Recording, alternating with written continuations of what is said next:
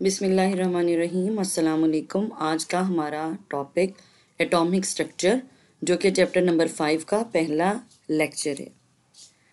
इसमें हम डिस्कस करेंगे एटम के स्ट्रक्चर को और सब एटॉमिक पार्टिकल्स को। सबसे पहले हम चलते हैं एटम के स्ट्रक्चर की तरफ। आपको पता है कि मैटर कंसिस्ट होता है स्मॉल पार्टिकल्स पे, जिनको आप एटम्स का नाम देते हैं। और डाल्टन की एटॉमिक थ्योरी के मुताबिक एटम को कंसीडर किया जाता था एक ऐसा अल्टीमेट पार्टिकल जिसको आप मज़ीद छोटे हिस्सों में डिवाइड नहीं कर सकते। नंबर ऑफ सब एटॉमिक पार्टिकल्स आप डिस्कवर हो चुके हैं। इनमें मोस्टली जो फंडामेंटल पार्टिकल्स हैं, जो कि आप चैप्टर नंबर 1 में पढ़ चुके हैं, वो हैं electron, proton and neutrons. Number of सब एटॉमिक पार्टिकल्स को अब तक बहुत ज़्यादा डिस्कवर किया जा सकता है, किया जा चुका है। और अब हम देखेंगे कि एटम की डिस्कवरी और एटम के अंदर जो सब एटॉमिक पार्टिकल्स प्रेजेंट हैं उनको किस तरह से डिस्कवर किया गया। आपके सामने ये जो डायग्राम नज़र आ रही है, इसमें एक एटम का स्ट्रक्चर दिखाया गया है। एक्चुअली ये जो आपको ऑर्बिट नज़र आ रहे हैं, ये इस तरह से राउंड नहीं होते, they are elliptical in shape. इनके अंदर इलेक्ट्रॉन रिवॉल्व करते हैं और इसके सेंटर में जो हैवी मास है that is made up of electrons and proton, that is made up of proton and neutron. ये वाली जो आपके सामने नज़र आ रही है, ये एक डिस्चार्ज ट्यूब है जिसको आप इलेक्ट्रॉन की डिस्कवरी के अंदर इस्तेमाल करते हैं। सबसे पहले हम डिस्कवरी ऑफ इलेक्ट्रॉन की तरफ चलेंगे। इलेक्ट्रॉन की डिस्कवरी के लिए हमें एक डिस्चार्ज ट्यूब चाहिए। अब ये आपके पास एक डिस्चार्ज ट्यूब है, इसके अंदर 2 इलेक्ट्रोड हैं। एक इलेक्ट्रोड आपका कैथोड है और दूसरा इलेक्ट्रोड आपका एनोड है। और इन दोनों को हाई वोल्टेज के सोर्स के साथ जो है वो कनेक्ट किया गया है। और इसमें से इलेक्ट्रिसिटी जब पास होती है तो कैथोड रेज ट्रेवल करती हैं कैथोड से एनोड की तरफ। इसके बाद हम देखते हैं कि गैस डिस्चार्ज ट्यूब को जो मेटालिक इलेक्ट्रोड्स के साथ कनेक्टेड हैं, जिसको हमने कैथोड और एनोड का नाम दिया था, इसके अंदर हमने गैस फिल कर लेनी है। और गैस को और या किसी भी सब्सटेंस के वेपर्स के साथ फिल कर लेते हैं और इस ट्यूब के साथ आपने एक हाई वोल्टेज का सोर्स कनेक्ट किया होता है। अब ये जो हाई वोल्टेज का सोर्स है ये इसको इलेक्ट्रिसिटी प्रोवाइड करता है और इसी के साथ एक वैक्यूम पंप होता है। वैक्यूम पंप जो है वो क्या काम करता है? वैक्यूम पंप जो है इसमें से जितने भी एयर पार्टिकल्स हैं या जितनी एक्सेस वेपर्स हैं उनको रिमूव करता है ताकि आपका वो प्रेशर अचीव हो सके जिस प्रेशर पे आपने अपना डिस्चार्ज ट्यूब का एक्सपेरिमेंट करना है। एक साइड ट्यूब है so that conduction of electricity जो है वो any desired value of low pressure के ऊपर जो है वो स्टडी की जा सके। और ये हमने ऑब्जर्व किया है कि करंट जो है वो फ्लो नहीं करता through the gas at ordinary pressure even at high voltage of 5000 volt.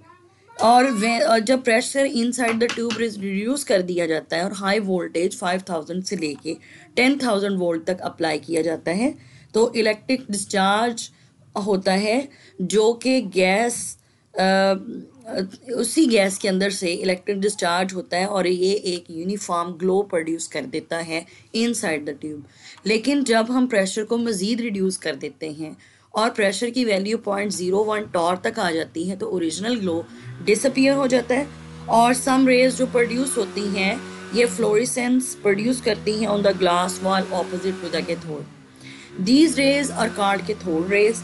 In rays को हमने कैथोड रेज का नाम देना है।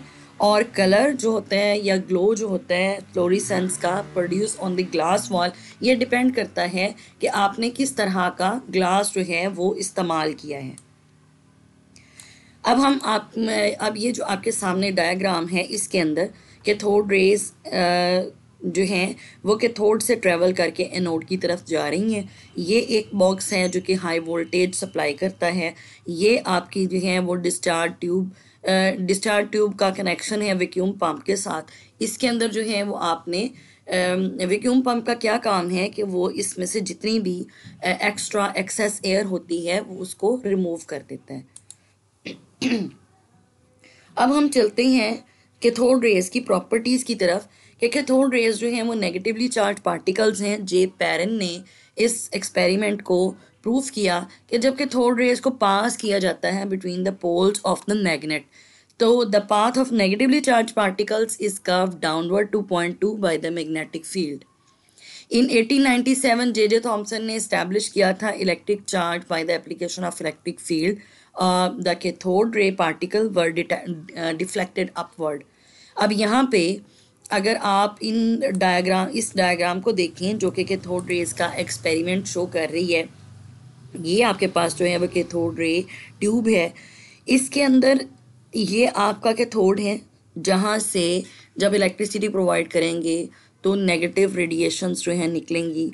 अगर कोई भी इलेक्ट्रिक और मैग्नेटिक फील्ड प्रेजेंट ना हो तो आपकी कैथोड रेज बिल्कुल स्ट्रेट लाइन में ट्रेवल करेंगी और पॉइंट 1 के ऊपर या सेंटर में आके स्ट्राइक करेंगी।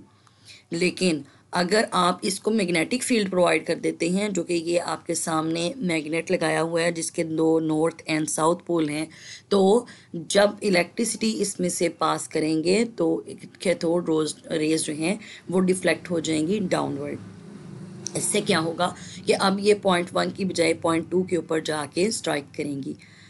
अगर हम दोबारा से यानी कि थर्ड एक्सपेरिमेंट में इस तरह से करते हैं कि इलेक्ट्रिसिटी प्रोवाइड करते हैं और इसको इलेक्ट्रिक फील्ड को सब्जेक्ट कर देते हैं, यानी कि इसको इलेक्ट्रिक फील्ड भी सप्लाई कर देते हैं, तो क्या होगा कि ये जो आपके कैथोड रेज हैं ये डाउनवर्ड डिफ्लेक्ट होने की बजाय अपवर्ड डिफ्लेक्ट होंगी, जो कि पहले एक्सपेरिमेंट्स में जो है वो शो किया हुआ है।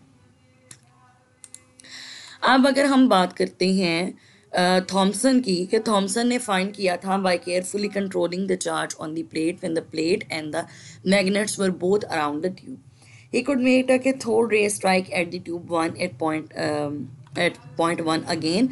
Other words में हम ये कह सकते हैं he was able to cancel the effect of magnetic field by applying an electric field that tended to bend the path of the cathode rays in opposite direction.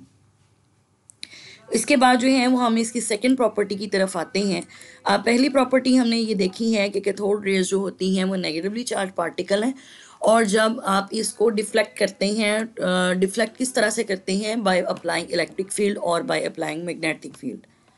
Second one जो इसकी property है वो ये है कि cathode raise जब ये strike करती हैं किसी भी ग्लास के ऊपर तो यहाँ पे एक फ्लोरिसेंस कॉज करती हैं, और ग्रीनिश फ्लोरिसेंस कॉज करेंगी अगर ये ग्लास ट्यूब के साथ जो है वो स्ट्राइक करेंगी।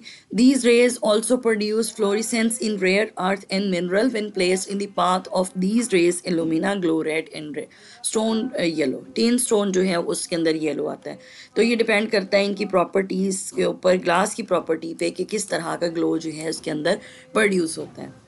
अब हम जो है इसके थर्ड एक्सपेरिमेंट देखेंगे कि cathode rays can cast a shadow when opaque object is placed in their path. This proves that they travel within the straight line perpendicular to the surface of the cathode. अब अगर जो है वो हम इसको इस experiment को देखते हैं तो कैथोड रेज यहाँ से प्रोड्यूस होती हैं, इनके रास्ते में एक ओपेक ऑब्जेक्ट रख देते हैं, और ये ओपेक ऑब्जेक्ट क्या काम करता है, ये इनकी जो रेडिएशंस होती हैं उनको ब्लॉक कर देता है और बाकियों को यहाँ से पास होने देता है। तो जब ये एंड वाली ग्लास ट्यूब के ऊपर जाते हैं जो कि उसका दूसरा कॉर्नर है, तो वहाँ पे क्या होता है कि एक फ्लोरिसेंस, एक जो इसी का जो ऑब्जेक्ट आपने रखा है इसी का रिफ्लेक्शन प्रोड्यूस होता है।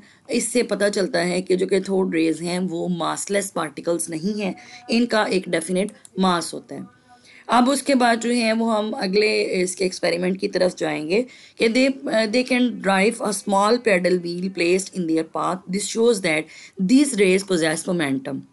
अब इसी ग्लास ट्यूब एक्सपेरिमेंट के अंदर उन्होंने क्या किया, एक स्मॉल पेडल व्हील रखा, बिल्कुल उसी तरह से जैसे छोटे छोटे खिलौने होते हैं उसी तरह का ये जो है स्मॉल पेडल व्हील है।